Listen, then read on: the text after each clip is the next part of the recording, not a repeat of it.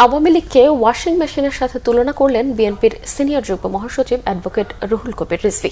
বিএনপির আন্তর্জাতিক বিষয়ক কমিটির সদস্য ও ঢাকা মহানগর দক্ষিণ বিএনপির সদস্য ইঞ্জিনিয়ার ইশরাক হোসেনকে কারাগারে পাঠানোর প্রতিবাদে আয়োজিত ঢাকা মহানগর দক্ষিণ বিএনপি আয়োজিত বিক্ষোভ সমাবেশে রিজভী আহমেদ বলেন, দেশের সব জালিয়াত ও লুটেরাদের আওয়ামী লীগ নামক ওয়াশিং মেশিনে নিলেই তারা পুতপবিত্র হয়ে যায়। তিনি বলেন, সরকারের অন্যায় অত্যাচারের বিরুদ্ধে কথা বললেই ইশরাক হোসেনের মতো তরুণ নেতাদের জেলে নেওয়া হয়। তবে ইশরাক হোসেনদের আটকিয়ে রেখে আন্দোলন থামানো যাবে না বলেও হুঁশিয়ারি দেন বিএনপির এই নেতা।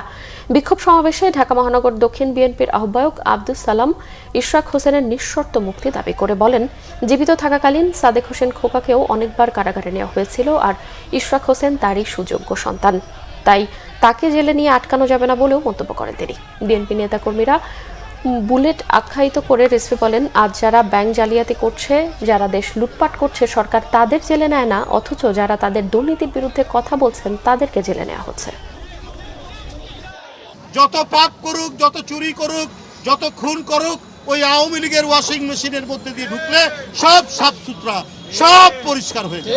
আর যারা দৃঢ় প্রত্যয়ী, যারা অঙ্গীকারবদ্ধ, যারা গণতন্ত্র ফেরাতে চায়, যারা বাক স্বাধীনতা ফেরাতে চায়, তাদের ঠিকানা কারাগারে। এইটি আর চলবে না। কারাগার ভাঙনের অগ্রদূত সেনাপতিত্বের দায়িত্ব পালন করতে হবে আজকে তরুণদেরকে। ইঞ্জিনিয়ার ইশরাকের মতো আজকে যুবদল, ছাত্রদল, স্বেচ্ছাসেবক দল এবং তরুণ সমাজকে বেরিয়ে আসতে হবে।